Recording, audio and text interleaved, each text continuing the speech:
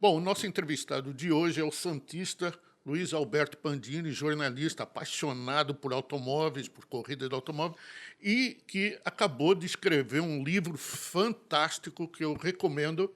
A gente vai falar mais sobre o livro, mas como nasceu essa paixão sua pelo automobilismo?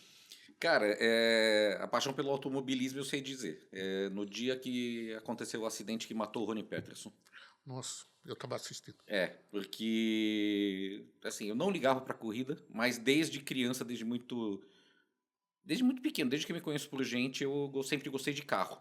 Muito, muito, muito. Antes de aprender a ler, meus pais compravam quatro rodas, auto esporte, qualquer coisinha que tivesse carro, eu tava lá vendo, depois lendo. E lá em Santos, domingo de manhã, a gente ia na praia, Sim. né?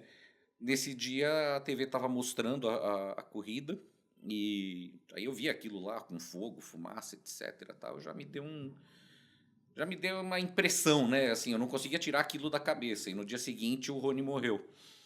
E aí eu saí, cara, assim, catei tudo que eu tinha das revistas que antes eu não lia a parte de competição, né? Comecei a ler tudo, ler os jornais, sabe? E aí quanto mais eu descobri as coisas, mais vinham dúvidas e mais eu queria saber. E aí nunca mais isso parou. E como é que você começou a cobrir o automobilismo nacional e a Fórmula 1? Nacional foi quando eu fui trabalhar numa editora chamada Interlagos, do Luiz Carlos Lima. Sim. Ele escreveu uma biografia do José Carlos Patti em 85. Inclusive, essa biografia gerou uma movimentação, porque ela teve lançamento no Automóvel Clube Paulista e tudo mais. Foi depois do lançamento dessa biografia que o autódromo passou a se chamar José Carlos Patti, inclusive. No mesmo ano, 85 isso. Eu fui trabalhar com o Luiz em 88, dezembro de 88. Da maneira mais trivial, um belo dia apareceu na minha faculdade, eu fiz jornalismo na Casper Libero, eu estava no fim do segundo ano, né? Aí apareceu na faculdade, no quadro de aviso, que sempre tinha lá, estágio, precisa-se, etc. Apareceu um aviso que alguém me chamou e falou, acho até que foi a minha mulher, que a gente estudava junto na faculdade, né? Eu acho que isso daqui foi feito para você. Aí eu olhei e falei, pô, foi, né? Aí eu procurei o Luiz e, enfim, a gente se entrosou bem. E o Luiz não tinha dinheiro, coitado. Ele queria fazer uma revista chamada Veloz. Ele tinha feito um ano antes ou dois, um anuário chamado Veloz, pequenininho. Queria fazer um formato maior, mais bonito graficamente. E eu fiquei um ano inteiro ajudando ele nesse projeto. O anuário saiu, mais de 200 páginas, falava da Fórmula 1 até Campeonato Paulista de Kart, né? E então eu ia muito para as corridas em Interlagos, porque ele não tinha grana para cobrir, né? A gente fazia tudo que acontecia em Interlagos, no kartódromo e no autódromo. E a editora ficava em Interlagos, pertinho da entrada do kartódromo, né? Então, assim, Ela fazia cobertura das competições em Interlagos, era isso? exatamente. Tá. A proposta era maior, mas o que tinha dinheiro para ser feito era aquilo, né? As corridas que a gente ia acompanhar eram as que aconteciam em Interlagos. A Fórmula 1 não corria em Interlagos, voltou a correr. Eu fui trabalhar com o Luiz em dezembro de 88, a Fórmula 1 voltou para Interlagos em 90. Antes era no Rio de Janeiro. Dezem... Teve duas provas em São Paulo, as iniciais, né? Uma até não valeu nada, e depois teve em 74, que foi ganha pelo Emerson, e o set- segundo foi o Zé Carlos Patti. 73 e Não, 74. 74, teve 72 que foi extracampeonato. Esta, Aí de 73 a 77 foi Interlagos. Aí a tá, dobradinha foi Paty e Emerson em 75. O 75. Emerson ganhou em 73 e ganhou em 74 também. Tá, E em 75 foi Paty e o Emerson em Patti primeiro e Emerson. segundo. Em 78 no Rio, Foi aí a única voltou. vitória do Patti, não foi? Foi. Aí foi para o Rio em 78, voltou para São Paulo em 79 e 80. 81 voltou para o Rio e ficou lá até 89. Em 90 voltou para Interlagos e está lá até hoje, né? Então eu cobri todas as coisas que aconteciam em Interlagos, até do Campeonato Paulista, que nunca tinha público, que mal sabia que existia, eu fui ver. Então tudo isso foi sendo experiência para mim, foi muito legal. E no começo de 91, um amigo meu que trabalhava no Jornal da Tarde me deu um toque e falou que a editoria de esportes estava querendo um repórter para cobrir automobilismo nacional, principalmente. O Jornal da Tarde era do Grupo Estado, né, e que tinha a Agência Estado também, além do Jornal Estado de São Paulo.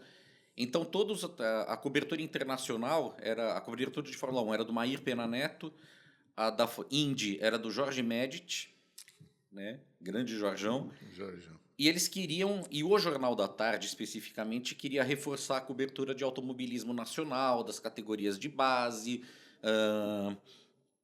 e dar um suporte para a cobertura da Fórmula 1 aqui. Aquela coisa de ver a corrida pela TV e descrever, ou então o Senna vinha dar uma coletiva, eu ia acompanhar, então eu fazia esse suporte. E eu entrei no jornal 10 dias antes do GP do Brasil de 91. Achando que, bom, eu não vou ser mandado para cobrir o GP do Brasil logo de cara, mas fui. Foi. Né? Então já foi sensacional para mim.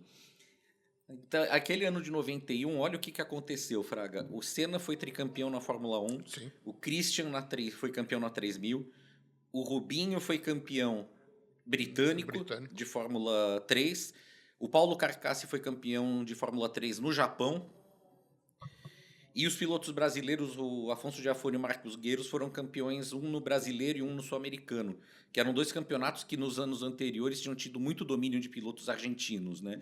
Então era uma fase que o automobilismo estava muito em alta. Por aqui. Era o auge da era Senna, sabe? As categorias nacionais estavam fortes, a Stock não, por incrível que pareça. Né? Verdade. Mas a Fórmula 3, a Fórmula Ford, todas essas categorias estavam muito fortes nessa época.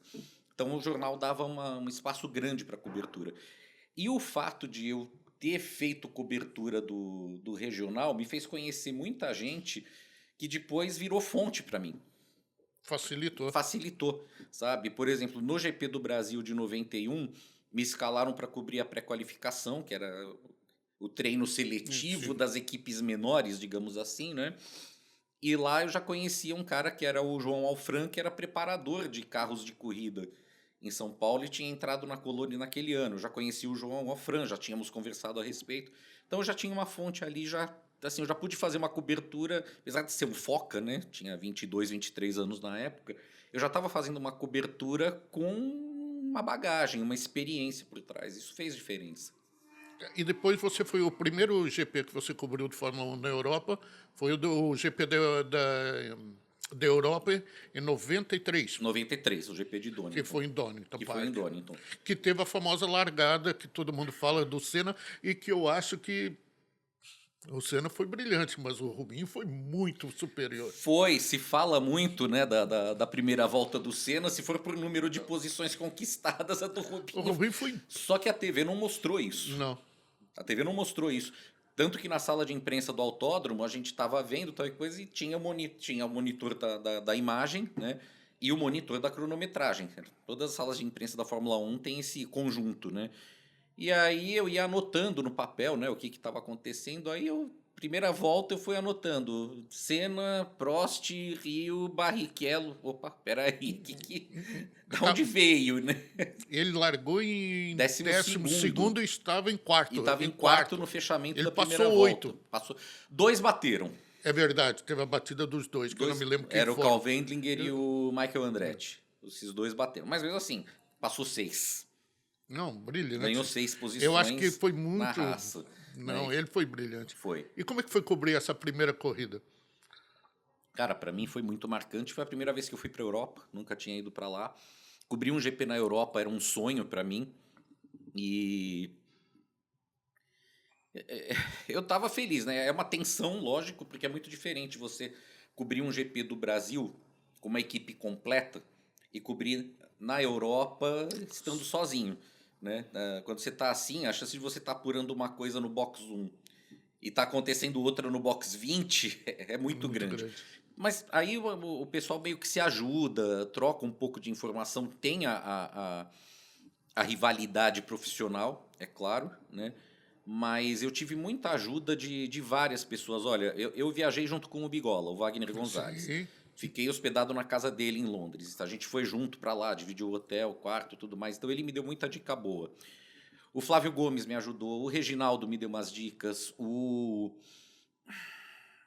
Mário Andrade e Silva também me ajudou com uma coisinha. Tinha o Lívio também, né? O Lívio não estava nessa corrida. Tava. O Lívio não estava nessa corrida. Quem mais? Tinha mais alguém. Eu acho que o Cândido Garcia, o Candinho também Assim, todo mundo ali em algum momento, nem que seja, não, ali tem tal coisa, sabe? Me ajudou de alguma maneira. Isso facilitou meu trabalho. Bom, antes de a gente voltar ao livro, duas coisas. Qual foi o melhor piloto que você achou que teve na Fórmula 1, nessa época que você estava cobrindo? Cara, eu sempre fui muito impressionado com o Schumacher, sabe? Pelo piloto que ele é e pelo que ele fez com a Ferrari. Sim, sem dúvida. Né? Aquilo que ele passou para levantar a Ferrari e o que ele conquistou depois é algo que, assim, depois dele veio o Hamilton, que ganhou mais corridas que Que ele. é muito. As histórias se parecem muito. Sim, muito concentrado, focado na carreira. E o Hamilton ele tem uma dimensão que vai além do piloto, né? Ele tem a dimensão dele como cidadão, como É uma militante pessoa por diferente. causas humanas, né? Isso, é Isso é diferenciado. extraordinário do Hamilton. Mas em termos de pilotagem, eu acho que os dois se equivalem. E o que o Schumacher fez de se propor a levantar a Ferrari e conseguir fazer isso foi um trabalho maravilhoso que Ele ninguém montou uma mais estrutura em volta dele com o Jean Todt que é fantástico. foi Ele trouxe os imbatível. melhores. Uhum. Ross Brown e tudo mais, foi fantástico. Exatamente, cara. E poucos pilotos teriam essa.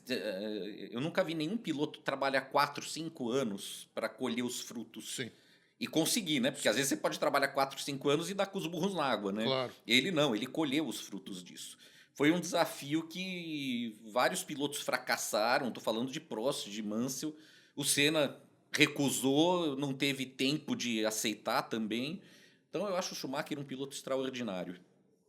E eu acompanho Fórmula 1, independente de brasileiro ou não, eu acordo de Desculpa te madrugada. interromper.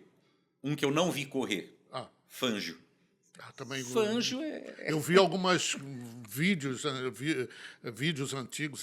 Mas aquele povo era. Aquele sim. O nego fala que piloto é maluco. Aquele sim, porque não tinha macacão, não tinha capacete, não tinha Não, cinto de segurança. O volante era desse tamanho. Os carros tinham quase 1000 cavalos, que era uma estupidez. Aqueles carros sem Mas- pneu fino. Mas o Fangio, assim, além de tudo que ele fez. O Fangio, todos os campeonatos de Fórmula 1 completos que ele disputou, ele foi campeão ou vice. Então isso já diz muito sobre ele. Tudo que eu li sobre ele dava conta de uma pessoa extremamente gentil e extremamente humilde. E uma vez, em 92, teve um grupo ligado à Mercedes que trouxe o Fangio para São Paulo e eu fui cobrir esse evento. Foi a única vez na minha vida que eu pedi um autógrafo para alguém. Eu pedi um autógrafo. Eu tenho um E anuário, você guardou? um Automobile Year 55, 56. Eu levei esse anuário e pedi para ele autografar. E ele confirmou tudo que eu imaginava dele, sabe? É um cara imenso, sabe? É aquela pessoa que entra, pela história dele, o cara cresce, ocupa todo o ambiente, mas de uma humildade, de uma gentileza fantásticas. E depois, eu e o Bigola, em 95 já, a gente aproveitou que a Fórmula 1 tinha voltado para a Argentina, a gente resolveu ir até Balcarce visitar o museu do Fangio. Aí chegamos no museu, né? O Bigola já tinha falado com o pessoal de lá antes, né? O Bigola nessa época era comentarista na TV argentina. Então isso abriu algumas portas para ele, né? E consequentemente para mim também. Fomos no museu, fotografamos, conversamos. Aí o administrador do museu falou: a gente queria ir para o autódromo de Balcarce e dar uma volta lá com o carro alugado. A gente fez. Aí o administrador falou: olha, enquanto vocês vão no autódromo, eu vou ligar para o Toto, o irmão do Fangio. Ver se ele aceita receber vocês numa visita. Pô, maravilhoso, fantástico. E não tinha celular na época. A gente foi pro autódromo, voltou pro museu, aí o cara falou, ó, pode ir lá, o endereço é tal, qualquer coisa, o telefone deles Vocês foram é na esse. casa dele? A gente foi na casa do Toto, que era a casa onde eles moravam, a família do Fangio morava. Caramba! Né? E foi uma experiência muito legal, porque o Toto era muito parecido com o Fangio, um senhor Corria de carro simpático. também? Não, mas acompanhava o Fangio Tá. em tudo que ele fazia. Ele sabia tudo da carreira do irmão, né? Ele é o pai do Juan Manuel Fangio II, que correu na Indy há Sim. alguns anos, foi campeão da INSA e tudo mais. E aí ele mostrou a casa, mas aquela pegada emocional. Aqui era meu quarto, aqui era o quarto do Juan. Aí no quintal tinha uma estrutura metálica, uma antena de TV gigantesca construída em volta de uma árvore. Aí o Toto contou o seguinte: o pai deles, a primeira torre de TV, de transmissão de TV que tinha em Balcarce foi colocada na casa deles, porque era um lugar mais central, mais alto, alguma coisa assim. Mas o pai não queria que derrubasse a árvore. Aí ele obrigou a construírem a tal antena em volta da árvore para não derrubar. Agora, uma coisa que eu queria até. A gente está acompanhando o campeonato desse ano, está disputadíssimo, e a McLaren tem dois pilotos na liderança do campeonato. Isso não te lembra o campeonato de 86, quando devia ter dado Total. Piquet, e aquela briga do Piquet com o Mansell acabou dando Prost? Não está aparecendo, não está faltando a McLaren tomar uma rédea disso, dizer, olha, chegou metade do campeonato, o que tiver na frente. Tá, até porque a própria McLaren se beneficiou daquela divisão interna. Mansell. Só que ali era briga mesmo, Não, né? ali era briga. Entre o Piastri e o Norris, a gente sabe que não deve estar um clima muito legal, mas eles não ficam trocando farpa Não, agora o publicamente. Nelson e o O Mansell Mansell era principalmente por parte do Nelson, né? E a McLaren também perdeu um campeonato na divisão entre Alonso e Hamilton em 2007. Ah, é verdade, Perdeu para a Ferrari, exatamente. né? Então, se a McLaren não se cuidar esse ano, vai ter Eu Verstappen estava com o quinto exatamente no outro título. dia, após a corrida, um amigo me ligou e falou o seguinte: pô, o que a McLaren está fazendo? Eu falei: olha, se continuar assim, o Max Verstappen vai ganhar esse campeonato e não é ele que vai ganhar, é a McLaren que está perdendo. É, vai jogar? Não está perdendo, ela está jogando fora, né? Porque, tudo bem, o mais importante que as pessoas não sabem é o campeonato de construtores. Esse é que dá o dinheiro, esse é que dá o. Mas, assim, para nós é o piloto, é o Não, campeonato para a de piloto. visibilidade é o campeonato de pilotos, né? Você vai falar quem foi campeão mundial de Fórmula 1, vão falar sempre o nome do piloto. Eu tenho a impressão que estão tentando reverter um pouco isso e valorizar mais o título de construtores. Mas Porque uns anos. para eles, para o círculo da Fórmula 1, que eu acho que não se tem mais esse nome, mas o círculo da Fórmula 1 importante é o de construtores, é o que dá o dinheiro, é o que Sim, divide. O de mas pilotos é para quem assiste. mas era uma coisa assim, era importante, era muito mais importante para os chefes de equipe do que para o público em geral. Para o público em geral, o campeão mundial de Fórmula 1 é o carro do piloto campeão. Se a equipe campeã é outra, muita gente nem lembra disso, né? Então eu acho que a McLaren está fazendo uma. Está Panda, arriscando eu demais. queria que você fosse falando alguns detalhes de cada capítulo e contasse alguma história engraçada para mim de cada capítulo que você tem no livro e falar um pouco do livro, para que quem puder, a editora compra no É a site. Racer Books. Né? Racer Books. Racer Books. O site é gullivereditora.com.br. É uma editora Oliver de. Editora. É uma editora de Divinópolis. Tem que comprar, o livro é fantástico. Obrigado. Eu emprestei o meu e o cara até agora não me devolveu. Mas a história desse livro é interessante, porque o Jobert, que é o dono da Gulliver, ele gosta muito de automobilismo e resolveu publicar livros de autores que têm a ver com esporte a motor. Aí ele publicou livros do Flávio Gomes, livros do Rodrigo Matar, né? E aí um dia, volta e meia, o Matar principalmente, ele pediu para eu autografar, para eu escrever prefácio, ou para eu fazer o texto de orelha do livro e tudo mais. Então nessas eu acabei conhecendo o Jobert. Aí o Jobert, no começo de 2023, ele me falou: e você não tem um livro para publicar? Ideias eu tenho, várias. E eu falei para ele que eu poderia executar mais rapidamente, que era o quê? Pegar textos meus esparsos em jornais, em revistas, em sites, num blog que eu tive e juntar numa única obra. Falou: legal, toca em frente. E eu achei que ia ser um trabalho simples, mas não foi, porque no fim tem muita coisa que está aqui que é inédita, que nunca saiu. Né? Entrevistas que eu fiz especialmente para o livro. Ah, tá. Então vamos lá. Aqui, o primeiro capítulo ia ser o terceiro. Tá. Virou a obra-prima de cena, porque o Jobert falou: cara, essa história, essa corrida é emblemática, vamos puxar para o primeiro capítulo e vamos colocar o nome do Senna no livro também, que inicialmente ia ser só isso aqui, Histórias de um Repórter nas Pistas. Né? O título final foi sugestão do Jobert e eu acho que ele acertou em cheio. Então, todo o primeiro capítulo é a cobertura que eu fiz da corrida de Donington. Ai, que legal. Né? Na verdade, tem um pré aí, né? Como é que eu fui parar no jornal e Sim, tudo mais. isso né? eu lembrava do livro, de ter lido Eu lembrava que foi aquilo que eu falei antes. Exatamente. Então, toda a corrida de Donington está aqui, não só o ponto de vista do Senna, mas as declarações de outros pilotos, outras coisas que envolveram essa cobertura, inclusive fora da pista.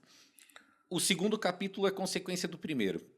Donington tinha um museu espetacular, maravilhoso. Não existe mais esse Não museu. existe mais, ele fechou.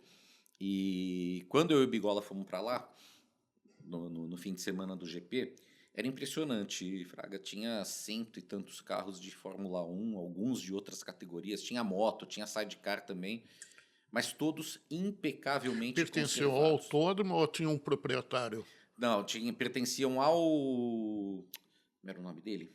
Era dono do autódromo? O dono do autódromo. O autódromo era particular? O autódromo não era sabia. particular e o dono... Putz, como é que era o nome do cara? Tom Wetcroft.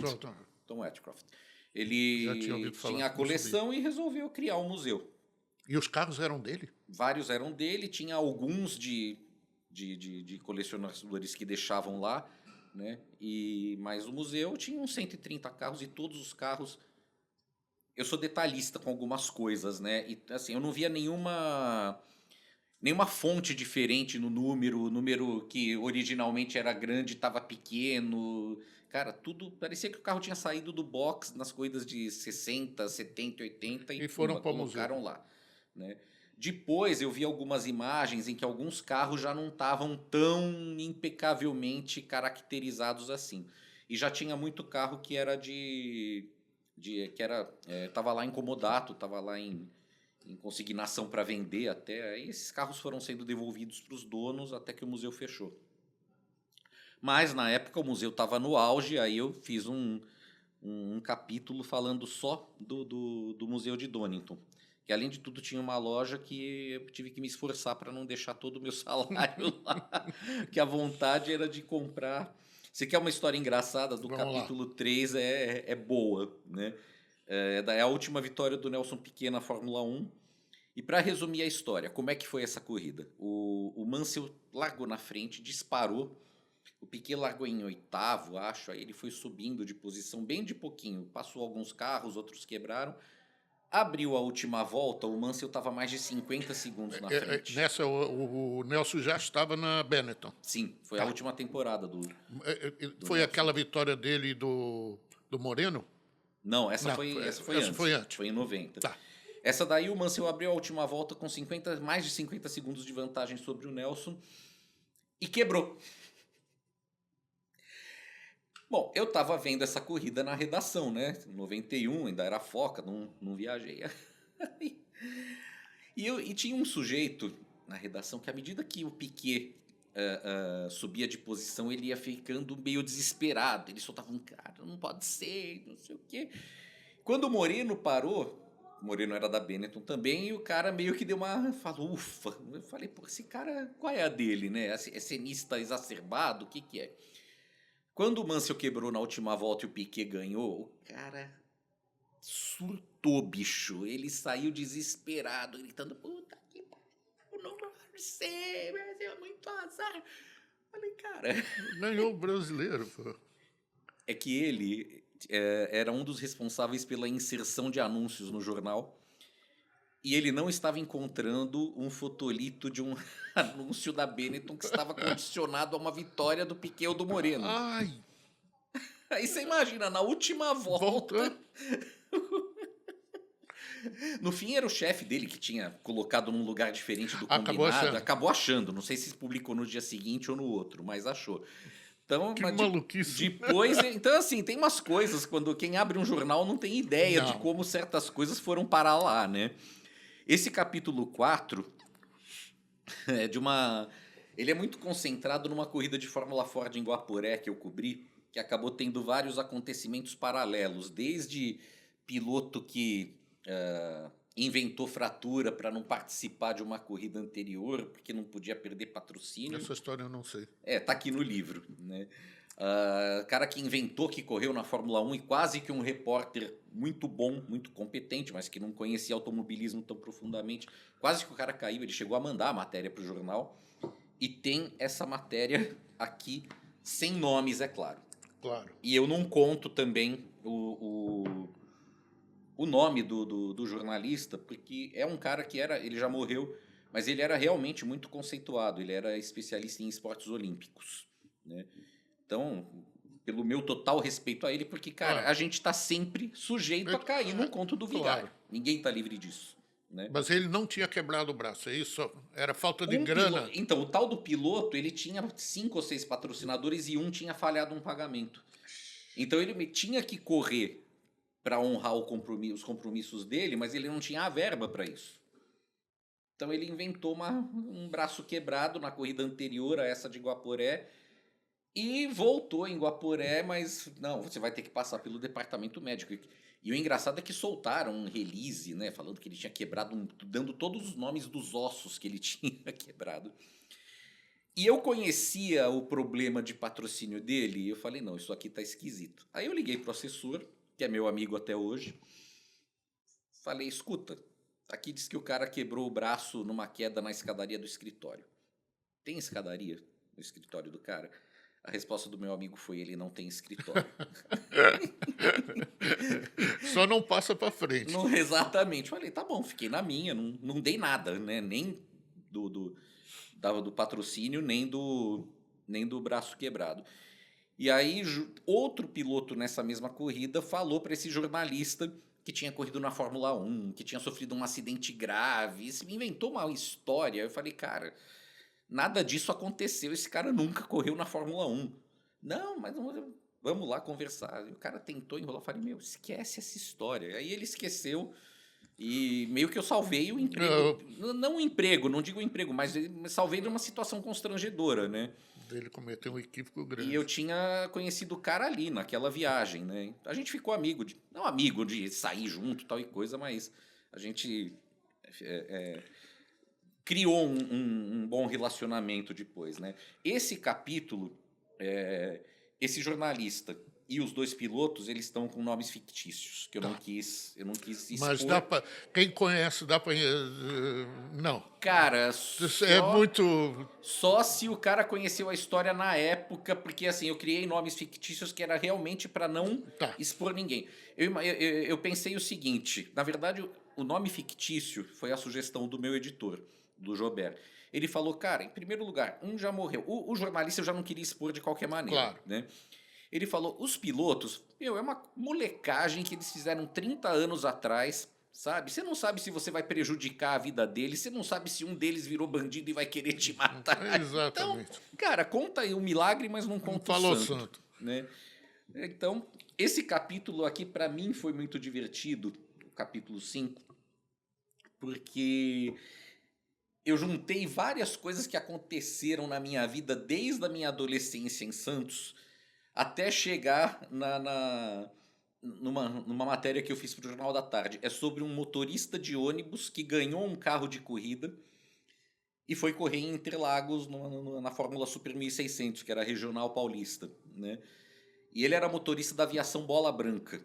Aviação Bola Branca, eu lembrava dessa aviação porque quando eu morava lá em Santos, teve algum acontecimento envolvendo um ônibus ou um motorista da Bola Branca que foi parar até no Jornal Nacional, se não me engano, né? Era algum acidente, alguma barbeiragem, alguma coisa assim. E eu tinha uns 2 ou 3 amigos lá em Santos que gostavam de corrida também, né? E um deles era tão fanático quanto eu. E aí a gente começou a se xingar de piloto da Bola Branca, né? E o Joãozinho foi piloto, era motorista da Bola Branca E foi piloto. e foi piloto. E, claro, ele era mecânico, ele era mecânico, trabalhava como motorista de ônibus também, e nas horas vagas ele mexia com o carro dele, que era um carro velho, que ele ganhou de presente. O carro não tinha Santo Antônio quando ele foi fazer a primeira corrida, e tudo, não pôde largar por causa disso. Mas ele fez lá 7, 8 corridas. Numa delas conseguiu um quarto ou quinto lugar que deu um troféuzinho para ele, pódio de 5, né? E ele correu até ele sofreu um acidente numa prova de rua em Sorocaba. Aí o carro ficou estragado, ele não tinha dinheiro para consertar e ele parou, né? E o legal é que eu achei, isso foi em 91 que eu fiz essa reportagem com ele. Eu conhecia o Esse senhor ainda Joãozinho. está vivo? Tá vivo, Tá vivo. tá vivo. Eu conheci o Joãozinho porque ele era mecânico do Aldo Piedade. Do Aldo. Exatamente naquele ano que eu estava cobrindo todas as provas do Nossa, o Regional Aldo me Paulista. ajudou muito. É uma pessoa sensacional, uma família sensacional, Ele né? tinha uma casa, uma vez precisava de uma peça, e ele tinha uma casa que ficava na rua de trás do portão do cartódromo. Isso. Pertinho da onde era a editora. Ah, A Interlagos Editora era e ali. na esquina tinha até uma padaria que era onde todo mundo ia comer, Isso. quem não tinha grana para comer lá Tinha dentro. a padaria, eu conheci Rubens Barrichello nessa padaria, comendo. Do lado ficava a oficina do Tchê, que era o Tinha a do Tchê, tinha a do Rino Genovese. Lembra do Rino? Eu lembro só de vista, nunca sequer fui lá. Mas você lembra da fisionomia Sim, dele? sim, Era um sim, italiano, sim. já um senhor, né? Meio bravo, assim. Ele tinha uma filha muito bonita que todo mundo ficava de olho, ele ameaçava dar bengalada em quem. E o Tchê era espanhol, ele é italiano, Imagina, era os muito dois engraçado. vizinhos, né? Então, a editora Interlagos ficava em frente à oficina dos dois, do outro Ah. lado da Avenida Rubens Montanaro de Borba, né? Bem Que é ali no do comecinho, que é a lado. que sobe É. em direção onde era a Então, Folha. e aí eu fui lá no. Tinha a peça nova, eu não tinha dinheiro para comprar a peça nova. Aí eu fui lá, me falaram, vai lá no Aldo. Aí eu cheguei lá, ô Aldo, ele corria na época de Fórmula Forte. E aí ele falou assim, estava ele lá numa bancada arrumando umas coisas. Aí eu falei, ô Aldo, tudo bem e tal. A casa era uma casa com alguns quartos, a sala. Só que você tinha que andar passeando no meio de um monte de peças. Era um negócio assim Exatamente. assustador, porque era peça para tudo lá, pilhas no chão e tal. Ele lá todo Eu cheio fui de nessa casa, graxa. era E exatamente eu olhava isso. assim, pô, isso é o piloto, e ele mesmo está mexendo nas coisas. E aí eu falei, ó, preciso de tal peça. Eu já não me lembro o que é. Ele falou assim, naquele monte ali tem. Aí eu fui com a quebrada procurar lá, fiquei meia hora lá, até que eu achei, vi, ele falou, leva, depois a gente acerta, leva, porque ele estava se mexendo lá, sempre de barba, Isso. sempre uma barbona grande. Ele foi e tal. no lançamento do meu livro, ele está sem barba Ah, atualmente. faz tempo que eu não o vejo. Foi ele e foi o Emerson, filho Olha mais que velho legal. dele. E o Aldo, nessa época, na época que eu trabalhei com o Luiz, né? E a gente sempre ficava no box da Alp, ele já tinha a categoria dele, né? Que foi a primeira categoria paga para correr. Monoposto, Né, que ele já oferecia toda a estrutura, todo mecânico, tudo, que o cara só precisava pagar e sentar no carro e correr. Foi a primeira categoria no Brasil que ofereceu esse tipo de serviço, né? Era com os buguinhos, principalmente, de Fórmula Ford. Buguinho era o apelido, né? Porque era um carro que a Glasspack tinha feito. E o Aldo, nessa época, ele tinha dois carros. Ele tinha uma Pampa, novinha em folha, que ele usava para trabalhar, e ele tinha um Maverick, 73, 74, verde, que ele chamava de Diabo Verde. E ele gostava mais de andar com o Maverick, né? Que era bem mais rápido, né? Mas, enfim, então a gente ficou muito nessa era, né?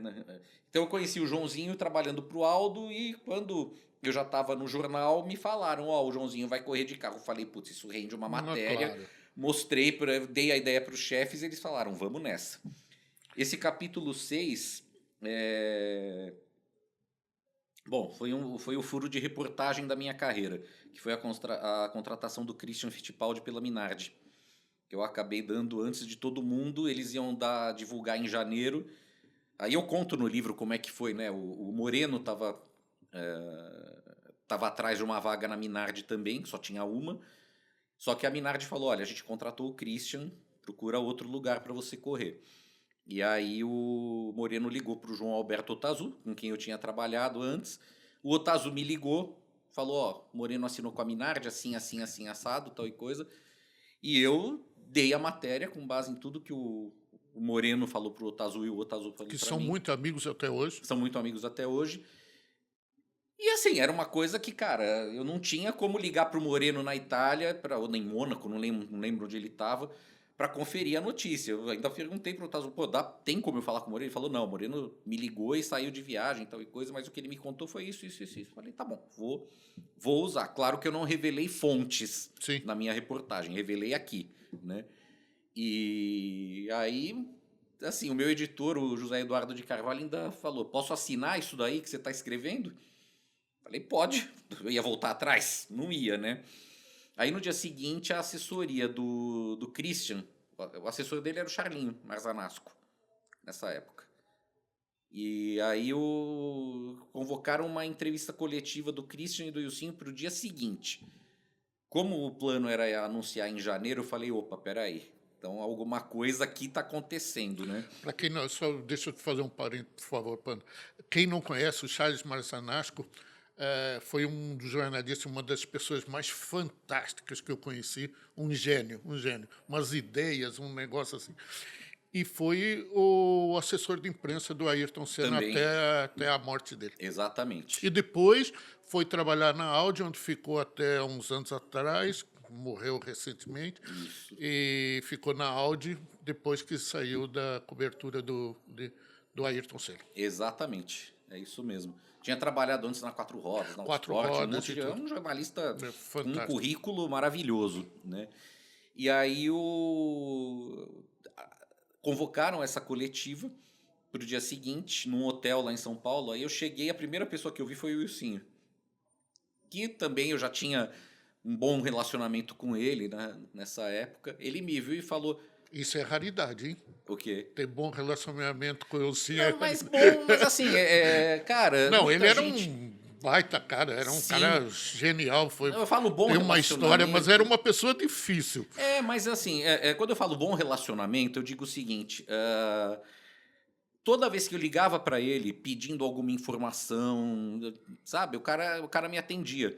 E eu ficava muito em cima da situação do Christian, porque depois do título da Fórmula 1 virou meio... Cara, ele vai da Fórmula 3000, ele vai para a Fórmula 1, não tem dúvida. E eu volta e meia ligava, e aí, Wilson, tem alguma novidade? Ele me passava alguma coisa, mas não era tudo, óbvio, né? Essa da contratação do Christian não veio por meio dele.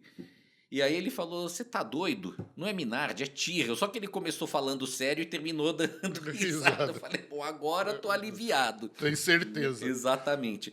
Então, assim, todo jornalista sonha dar um furo de reportagem, né? Então, o meu não envolveu nada do tipo todos os homens do presidente, nada disso. Mas foi como foi o furo que eu dei na minha vida, né? Aí a gente vai pro capítulo 7, André Moda Fórmula. Muita gente lembra dessa equipe, né? Muita gente chama de a pior equipe da Fórmula 1 e tudo mais, não sei o quê. Eu acho muito... Hoje injusto. Eu acho muito relativo você falar esse tipo de coisa, né? É uma equipe que tem histórias inacreditáveis, né? Tem coisas que você não concebe numa equipe de Fórmula 1 hoje em dia. Mas o fato é que os caras, em circunstâncias absolutamente adversas, eles conseguiram botar um Fórmula 1 para correr. E aqui no Brasil, o que aconteceu? A Andrea Moda, o André Sassetti, o dono da fábrica de sapatos, né, ele comprou a Colônia. Comprou é uma maneira de dizer, tá? Comprou. Aí... Ele pegou. Tomou para si, digamos assim, né? E nessa equipe Colônia já trabalhava o João Alfran, que eu mencionei há pouco. Sim. E depois entrou o Silvio Romero, que não sei se você conhece. Nenhum dos dois. Já ouvi falar, não conheço nenhum dos dois. O Silvio, ele tinha construído um carro de Fórmula Ford dentro do apartamento dele no Rio de Janeiro, chamado Rocon. Depois ele mudou, ele correu em 87, 88 e 89 com esse carro. No Brasileiro, ele andava lá atrás porque não tinha condição, ele corria com pouco dinheiro e tudo mais. No Paulista, teve um ano que ele ficou em 4º ou 5º lugar no final do ano. E o Silvio também circulava ali em Interlagos, estava sempre junto do Audi. Eu estive com ele 2 semanas atrás. O Rocon ainda existe, está inteirinho. É mesmo? Ele está vendendo esse carro, sabe, ele está voltando para morar na Itália, né? Mas o carro está inteirinho, está íntegro, tem motor, tem suspensões, tem rodas, tem pneus... Tem os 4 amortecedores que foram dados para ele pelo pessoal da Toleman e estavam no carro do Senna no GP do Brasil de 84, na prova de estreia dele. Mesmo? Amortecedor Scone. Depois eu te mando as fotos, você pode até colocar aí, né? Bom, o Silvio estava na Andrea Moda também. Então a Andrea Moda foi para a África do Sul com um carro da Colônia, era algo que a Fórmula 1 já não permitia naquela época. Foi proibida de correr. Aí os caras pegaram um projeto antigo da Sintec, que era um estúdio, né? Aí depois virou equipe. Mas era um estúdio de Durou projetos. um ano, assim, até que foi Durou um ano e meio na Fórmula 1. E os caras passaram o projeto, encomendaram as peças e tudo mais. Bom, teve África do Sul, os caras não correram, México não correram, Brasil eles tinham que correr. Aí o Silvio conta que eles receberam 2 ou 3 contêineres cheios de peça, mas ele não tinha nenhum projeto para guiar a montagem. Abriu os contêineres e falou, cara, a equipe tem 5, 6 mecânicos, não vai dar para montar isso daqui em 2 semanas. Aí ele saiu recrutando mecânicos lá nas oficinas de Interlagos. Então os 2 filhos do Aldo trabalharam nesse carro. Quem mais? Eram os 2 filhos do Aldo, o Alfran, o próprio Silvio, o Cláudio Gasparini, o Pancho, Sim. E o Febem, que hoje tem uma equipe de kart. Sim. Né? Cara, eles trabalharam que nem loucos. E quem eu conhecia dali? O Alfran, o Silvio e os 2 irmãos Piedade. E eu tava cobrindo essa corrida, mas, cara, era insano o trabalho deles, sabe? E os caras tinham que botar o carro pronto para correr na sexta-feira de manhã. Bom, todo mundo conhece essa história, né? Até porque eu passei para várias pessoas. Na segunda-feira, o Silvio falou, se o carro ficar pronto amanhã, a gente vai levar para o Autódromo do Rio para fazer um shakedown. Beleza, não podia fazer em Interlagos. Não ficou pronto, se ficar pronto para amanhã, aí estamos falando de quarta-feira, a gente vai levar na pista da Varga em Limeira para fazer o shakedown. Quarta-feira, se ficar pronto amanhã, a gente vai levar no Campo de Marte para fazer o shakedown. E fez? Não fez. Não fez. Não ia fazer nem no kartódromo. O carro só conseguiu andar na metade da pré-qualificação em diante. Moreno deu 2 voltas e o trambulador saiu na mão dele. Sabe? Quebrou. Soltou uma peça lá. Porque os caras montaram aquele carro às pressas, em noites mal dormidas e tudo mais. Isso é tudo que o pessoal sabia. E eu queria contar essa história. Então, o que eu fiz? Liguei para o Silvio, com quem fazia muitos anos que eu não falava. Liguei para os irmãos Piedade. Eles me passaram os telefones do Pancho e do Febem, que eu não conhecia nem naquela época, né? E do Pavão, que pintou o carro. Então, foram entrevistas que eu fiz só para contar essa história da Andréa Moda no GP do Brasil de 92, contar algo mais, o bastidor daquilo, e todos em comum têm o seguinte, cara, eu adorei fazer aquilo, foi insano e tudo mais, mas o fato é que eu pus a mão na massa no Fórmula 1. O Juninho, filho do Aldo, né, ele falou, cara, se eu tivesse ido para Williams, eu ia varrer o chão, limpar a carenagem, ali não, eu montei o Fórmula 1, botei a mão no carro, né? Então, toda essa história, inclusive da montagem, dos detalhes e tudo mais, tá nesse capítulo aqui da Andréa Moda. Eu pagaria para ter essa oportunidade. Um monte de gente, né? Então, foi muito legal tirar esses personagens das sombras. Sim, claro. Né? E, bom, aí aqui é um capítulo mais pessoal, né? Eu falo um pouco de futebol. É mesmo? Né? Falo um pouco da minha... Eu nunca liguei para futebol, costumo dizer que eu torço pro Jabaquara, lá de Santos, mas tem uma pequena ligação com corrida aqui, por isso que eu resolvi colocar esse capítulo. 9 e o 10 eu falo de um personagem fantástico que o automobilismo brasileiro teve, chamado Antônio Carlos Avalone. O Avalone. Que foi... Projetista? Não. Ele foi piloto, construtor... Você está confundindo com o José Avalone Neto. Desculpa, é verdade. É um engenheiro que também conceituadíssimo. Nem sei se tem parentesco entre os dois. Não sei. Né? É verdade, eu confundi. O Antônio Carlos Avalone, ele correu nos anos 60, 70 e tudo mais. Ele construiu carros de corrida, o Avalone protótipo, baseado acho que no Lola. Sim, né? no Lola. Fazia monoposto, fazia carro de rua, modificava carro de rua, ele fazia limusine, ele foi deputado federal, ele era jornalista, cara, era um sujeito repleto de ideias. Eu só sabia dos carros. Doido. Bom, eu conto um pouco dele aqui nesses 2 capítulos, né? O primeiro eu falo é o piloto que derrubou o presidente. O presidente era o presidente da CBA, um general que ele derrubou em 74.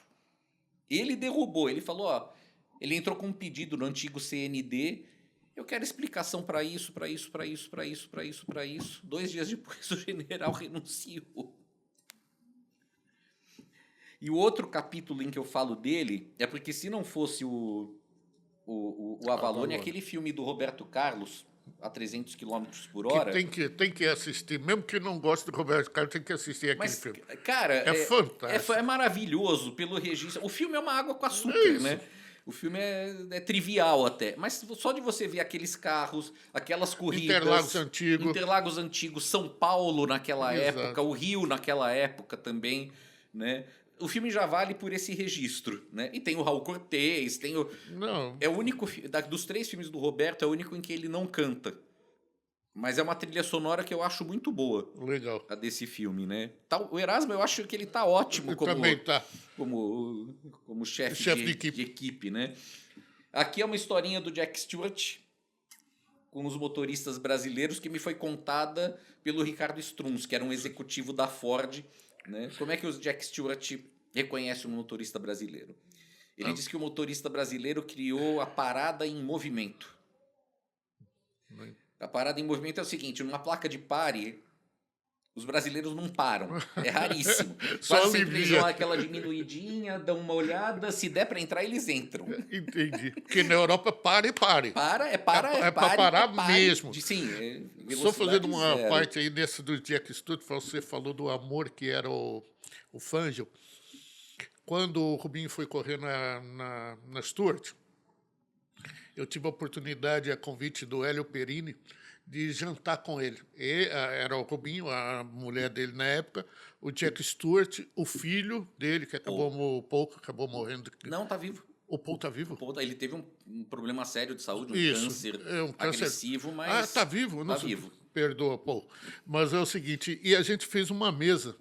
Nossa, que amor de pessoa que é. Ele foi tão gentil com a gente, a noite toda. A gente foi num restaurante ali no Morumbi e, nossa, foi um amor de pessoa. Mas foi a noite assim, a gente riu muito. Eu não conhecia, eu nunca conversei com o Jack Stewart, mas todo mundo que conversou com o cara durante 5 minutos fala que ele era E a Ford naquele ano extremamente gentil. foi muito, mas muito. E a Ford naquele ano fez 2 ou 3 carros Stewart, que eram os carros. Eu lembro disso. Um foi para Brasília, estava com o Zé Eram 2 ou Roberto 3, Nasser. eu achava que era uma série especial. Não, foram 2 ou 3, eu não me lembro. O único que sobrou, que eu sei que sobrou, estava no museu do Zé Roberto Nasser, em Brasília. Que fim levou o acervo desse museu? Os filhos estão, acho que, meio se desfazendo. E esse carro foi uma negociação com o ex-presidente da Ford, auxiliado pelo Perini, e acabaram cedendo esse carro e deram o carro para... Não era mais o Udo Cruz, não, o presidente da Ford, né? Não, acho que não. Acho que já tinha mudado. Não, legal. E esse carro, eu não andei, mas estive lá. Era com os bancos em xadrez, tipo escocês. Devia ser lindo o carro. Maravilhoso. Era branco. Era branco. Que era o carro, era branco. Da Stewart, aí tinha os logos do Stewart na lateral, os bancos eram xadrez, tinha mais uns detalhes e estava lá com a Stewart. Nossa, que legal. Maravilhoso. Não se fizeram uma série. Depois fizeram 3 carros, 3K de novo. Foi uma equipe que o Losão montou com 3 carros com motor 2.0. Eu lembro disso, que correram na 1000 milhas. Correram as 1000 milhas. Uma carreteira dos tempos modernos. Exatamente. Né? Mas o carro era... Devia ser divertidíssimo de guiar 2.0, né? Que era o motor do Mondeo. Sim, carrinho pequenininho com motor potente, a receita certa de diversão. E a Ford sempre foi reconhecida por ter um chão bom dos carros dela. Então, e esse carro ficou assim muito estável. Mas assim, impressionante esse carro. Esses carros ainda existem, eu não sei onde estão, mas estão guardados. Losão deve saber. Tinha um galpão na frente do Café Jornal, esses carros estavam lá. Ficavam ali em Moema? Até há muitos anos atrás, agora não sei. Só que já eram pratas nessa época. Tá. Bom, vou seguir aqui, né? Vamos lá. Piloto misterioso. Era um sujeito chamado James Taylor, que não se sabe se era o nome verdadeiro dele, que foi correr de Fórmula 3000, foi companheiro do Tarso Marques, numa equipe inglesa chamada Vortex. E o meu chefe na revista Grid, na época, foi cobrir uma corrida, foi tentar conversar com o James Taylor. O cara não quis papo. Mas você é homônimo do cantor? Não quis falar nada. E aí o chefe da equipe falou que o cara não dava telefone, não dava endereço, ele ligava para a equipe, falava, ó, se você perguntar qualquer coisa a meu respeito, eu não corro mais pra você. E ele pagava direitinho, então ele também coisa. não queria ser fotografado. Guarde bem esse não queria ser fotografado, tá? Que Tá, aí ok. lá no fim do livro vai ter uma surpresinha. Bom, então eu falo desse piloto misterioso aqui. Né? O Jorge deu uma nota, o meu chefe, ele deu uma nota na grid, o piloto misterioso com uma foto dele de capacete. Bom, o título desse capítulo aqui é O Pau de Piquet. Posso contar a história? Claro que pode. Eu tenho um amigo que é tão... ele era tão fissurado pelo Nelson Piquet que ele comprava tudo sobre, inclusive revista estrangeira, livro estrangeiro, e ele comprava revistas japonesas de automobilismo, porque ele não lia nada dos textos, mas as imagens já valiam a compra. E um belo dia ele, folheando a revista, ele vê uma foto do Piquet com o capacete aberto, o macacão aberto na altura do dito cujo e alguma coisa para fora. E um título em japonês com um baita de um ponto de exclamação. Ele falou, não, preciso ver o que é isso. O que tinha acontecido? Tinha tido um teste de pré-temporada na África do Sul, com a Benetton, e ele foi... e tava só a Benetton em Kyalami. Aí tinha um repórter inglês e uma menina sul-africana fotografando. Então todo mundo se entrosando e tudo mais, sei lá, uma semana de teste, alguma coisa assim. Aí a menina saiu, vou sair para almoçar, tal e coisa, posso deixar minhas coisas aqui? Pode. Piquet, vamos sacanear. Aí pegaram a máquina fotográfica, o Piquet abriu o macacão, botou para fora, clicou, fez lá 2 ou 3 cliques, devolveu tudo no cantinho. E aí a menina, o resto é dedução, né? A menina foi revelar os filmes, viu aquilo, pensou, filho da puta, eu ainda vou me dar bem com essa história. Aí ela vendeu a história pra revista japonesa. Putz. Que Então, maluquice. isto é o pau do Piquet. Aqui é meio que uma... eu resgatei a carreira do Emerson nos Estados Unidos pré-Fórmula Indy. Né? Todo mundo lembra do Emerson correndo na Indy, mas ele já tinha uma presença no automobilismo americano até quando ele estava na Fórmula 1. Né? Tinha muita corrida extracampeonato, aqueles torneios IROC, né? Corrida dos Campeões. Então eu resgato um pouco dessa história e o começo dele na Indy também. Aquelas provas de INSA que ele fazia, né? Que abriram as portas da Indy para ele. Né? Então eu conto um pouco disso. O Gordo Menstruou é um capítulo dedicado ao nosso amigo Zampa. Nossa Senhora. Das pessoas maravilhosas, mas quer dizer, eu sempre me perguntei por que eu sou amigo dele. Era um cara que... Era muito fácil você ficar puto com ele, porque às vezes ele tinha algumas atitudes e brincadeiras absolutamente escrotas, né? Mas... era um amor de pessoa ao mesmo tempo. Exatamente, a gente sempre voltava às boas e era divertidíssimo ouvir as histórias dele, mesmo que com todo o exagero do mundo. Ele transformava uma história insignificante, sem importância nenhuma, numa novela, um negócio divertidíssimo, e assim, e mexia com as pessoas. Nossa, era... Bom, isso eu conto aqui, né? Tinha perto da Autosport, lá em São Paulo, um restaurante que o pessoal ia de vez em quando. Aí na primeira vez que o Rodolfo Siqueira, atual assessor da Stock, primeiro dia dele na Autosport lá, foi trabalhar com o Zampa. Não, vamos almoçar e tal, coisa, tudo bem. Chegaram no restaurante, pediram lá as coisas, não sei o quê. Aí cheguei uma carne, o Zampa... pedi isso daqui bem passado, veio mal passado, ou vice-versa. Rodolfo, vamos falar com o cozinheiro. Mas o Zampa, puto da vida, né? Rodolfo, não, Zampa, calma. Não, vamos falar com o cozinheiro, é um absurdo, não sei o que e tal. Aí chegaram na cozinha... Meu irmão, você é o cozinheiro. Você tá vendo eu pedi bem passado, veio mal passado, ou vice-versa que seja. Você tá vendo esse garotão aqui? Aí o Rodolfo, puta que pariu, ele vai me botar pra brigar com o cara, que tá cheio de faca na pia, né? Se você deixar meu bife no ponto, esse garotão vai ser todo seu. Era o tipo de coisa que o Zampa fazia. Era muito capaz disso, né? Mancha de óleo no ponto de táxi. Eu fiz uma entrevista com um cara chamado Luiz Celso Giannini, que foi, junto com a do Celso, um dos Sim. primeiros brasileiros a correr no Mundial de Moto. O Luiz Celso foi lá, fez 3 corridas e voltou. O Adu continuou sim. correndo durante vários anos. E um dia eu achei o Luiz Celso e quis ir falar com ele, pegar as histórias dele e tudo mais. Então, é outro que eu resgatei das sombras, digamos assim. Primeiro brasileiro nas 24 horas de Le Mans, isso daqui é uma história maravilhosa. Eu tive uma dica de que o primeiro brasileiro a correr em Le Mans, Bernardo Souza Dantas, o fez em 1935. Eu desconhecia, para um monte de gente tinha sido Christian Heinz e tudo mais, né? E eu fui atrás, constava ele como brasileiro em algumas fontes e como francês em outras. E um dia num site eu fiz um especial sobre Le Mans, mencionei o Bernardo Souza Dantas e eu tinha lido um livro sobre o embaixador Souza Dantas, que salvou vários judeus da perseguição nazista dando passaportes brasileiros para eles. Olha. E isso numa época que o governo Vargas ainda estava tendendo aos países do eixo, né? Bom, aí eu mencionei essa história, mencionei que pela proximidade geográfica, né, o piloto e o embaixador na França, mesmo sobrenome, grandes possibilidades de serem parentes, mas eu não tinha nenhuma outra informação. Saiu o especial sobre Le Mans no site. Um belo dia me manda um e-mail o historiador que escreveu o livro sobre o embaixador, falando, olha, eu li a tua matéria no site, eles são parentes, são primos, e eu tenho o telefone do Bernardo.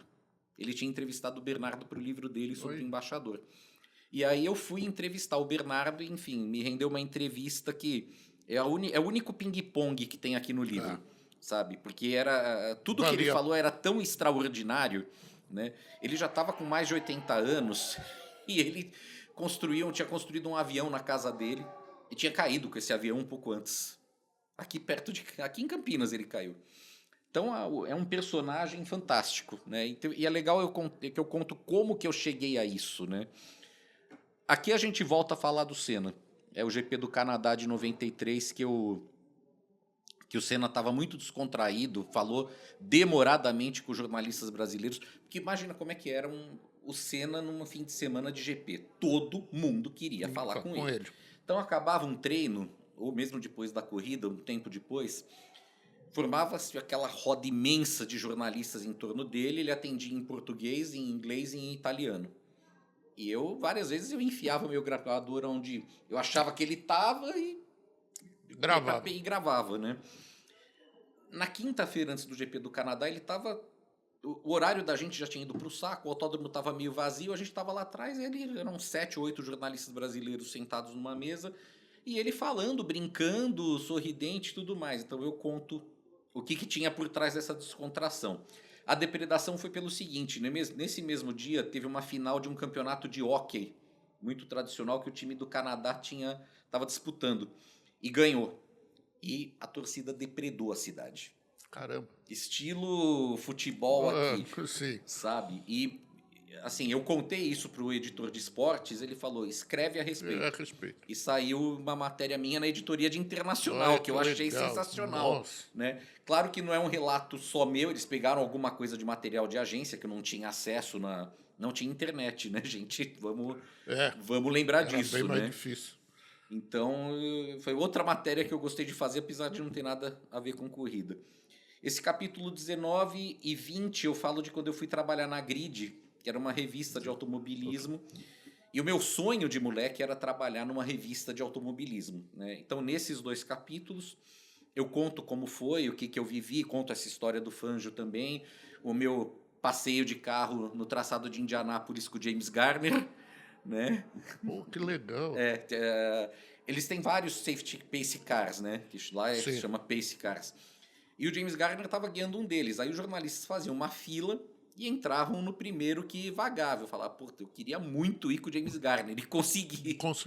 Consegui. Que legal. Né? Eu conto o meu bate-papo com ele no carro. Não é nada extraordinário. Mas, cara, você tá do lado do James Garner, pô, sabe? Só então, isso já valeu. Já vale. E aí vai até a Grid fechar. Aí eu resumo muito rapidamente o que foi a minha vida jornalística depois da Grid, até o momento em que eu lancei o livro, né? E mais para frente tem a caixa de recortes. Então são reproduções das reportagens. Aqui a de Donington, aqui também é Donington. A foto, cada capítulo tem uma ilustração referente. Então o museu está aqui, a história da vitória do Piquet e do Fotolito está aqui. A reportagem que, né? A matéria com o Joãozinho, motorista de ônibus, a minha matéria em que eu falei da contratação do Christian, a Andréa Moda com a Colone. Essa daqui é uma capa maravilhosa, né? A capa do Jornal da Tarde, depois da derrota do Brasil para a Itália na Copa da Espanha, que ilustra o capítulo... A foto é do Manente? É do Manente. É do Manente. É do Manente. Inclusive, eu dou o crédito aqui, né? E por que eu lembrei por que eu mencionei isso no livro? Porque foi uma época em que eu achei que eu ia começar a acompanhar futebol do mesmo jeito que eu acompanhava automobilismo. Só que essa derrota, falei, cara, não dá. Cortou meu barato, mas legal, cara. Foi a chance perdida de eu gostar de futebol. Avalone, Roberto Carlos. Aqui está a foto do piloto misterioso que não queria ser fotografado. Você acabou conseguindo uma foto dele? Muito tempo depois que a grid tinha fechado, né? Aí eu botei essa foto no meu blog, contando a história, e botei no livro também. Essa é a foto que veio depois, e essa é a nota que saiu na revista. O Jack Stewart. Aí o que tem aqui? O pau do Piquet, mas aqui botamos uma tarjinha, né, para evitar problemas. Tá. Ilustrei o capítulo do Emerson com uma foto dele com o carro rosa da Índia, que a foto é preto e branco, mas o carro é rosa, e dele no último ano na Indy. O Zampa, aqui é uma foto de Porsche, é uma etapa de Porsche Cup, que o Zampa apareceu no autódromo e o Miguel fotografou. A gente conversando. O Luiz Celso Giannini quando corria e quando eu fui entrevistá-lo. O Bernardo Souza Dantas, aqui é no Grande Prêmio Getúlio Vargas de 41. E aqui é a foto que eu fiz dele na garagem do prédio dele com o avião que ele estava reconstruindo. Os dois... O capítulo que eu falo do Canadá e da depredação. Aqui eu falo, o 19 eu falo da grid e eu testando o carro de corrida, um Fórmula Chevrolet no Autódromo do Rio. Eu testei alguns carros de corrida para fazer matéria para a revista. E o capítulo 20 eu ilustro com uma foto minha no cockpit de um Porsche Cup e no showroom da Stuttgart lá em São Paulo, que é a minha fase atual. Então, boa. Só para também complementar, o Pandini é assessor de imprensa da Stuttgart Porsche. É um sortudo que vive no meio dos carros mais maravilhosos que tem. Sim, e também da UK Motors, que é a importadora Aston Martin e McLaren, e da Eurobike, que tem revendedoras de várias marcas. Cara que... Inclusive aqui em Campinas, né? A BMW Ele ganha para fazer o que muita gente fazia de graça, ou até pagava para fazer. Ele ganha ainda. E faz uma revista... Essa revista da Porsche é mensal? Essa revista é trimestral, é a revista da Stuttgart. A McLaren tem uma revista anual chamada Bruce, e a Eurobike tem uma revista que não sou eu que faço, mas eu colaboro com ela. Se chama Eurobike Magazine. Essa revista é para os clientes? Essa revista é para os clientes e ela é distribuída nos showrooms da Stuttgart, né? Então, quem quiser aqui em Campinas ir lá na Stuttgart e pegar uma revista é gratuita. É só que é uma revista maravilhosa, um espetáculo. E o Pandini está em Campinas, aqui no estúdio, porque ontem teve a inauguração da concessionária Stuttgart, que é revendedor Porsche. E a concessionária, eu acho que é uma das coisas mais bonitas que eu já vi, um prédio... Fantástico. Eu até falei para a arquiteta, né, uma das arquitetas responsáveis pelo projeto, eu falei, cara, isso daqui antigamente eu definiria como arquitetura do Niemeyer e Jardins do Bruno Mas aquilo ali é um projeto das concessionárias alemãs, não é? Ou não? Não, ela segue o padrão das concessionárias alemãs, mas tem as particularidades, né? Tem um padrão interno e externo também, mas cada concessionária tem as suas particularidades, né? Então, a daqui de Campinas, essa nova, ela tem uma parede verde, que é uma parede de planta mesmo, né? Ela tem 3 andares, né? Tem um mezanino, tem 3 andares, no último andar tem um terraço junto com o espaço de eventos, né, para o cliente. Aí não é eventos da concessionária, é evento que o cliente, o cara quer comemorar um aniversário, chamar algumas pessoas, ele pode solicitar esse espaço para a concessionária, né? E a revista, Fraga, ela é distribuída na concessionária, ela é mandada para o mailing de clientes e é distribuída nos eventos que a Stuttgart e o Porsche Clube Brasil fazem também, né? Vai ter um agora no fim de semana no Velocitar. Estou indo para lá, saindo daqui. Então essa revista também é distribuída nos eventos do Porsche A Clube. revista é fantástica, maravilhosa. Bom, mais uma vez, a obra-prima de Senna e outras histórias num repórter na pista, vale a pena. Fala de novo o site, por favor. gullivereditora.com.br, Gulliver com 2 L's. É imperdível, gente. Maravilhoso. Panda, muito obrigado por você ter aceito nosso convite, obrigado por ter cedido esse tempo. Foi maravilhoso. Obrigado a você, Fraga. A gente já estava combinando isso faz tanto tempo, né? Verdade. E agora deu tudo certo. Inauguração da concessionária, o evento e eu ter vindo aqui. Obrigado mesmo pelo convite. Isso é uma coisa que eu gosto de fazer, é falar de corrida, cara. Nossa, nem falo. A gente podia falar horas do assunto aqui, né? Muito. Então tá bom, Pandini. Muito obrigado, viu? Obrigado a você, Fraga. Super abraço.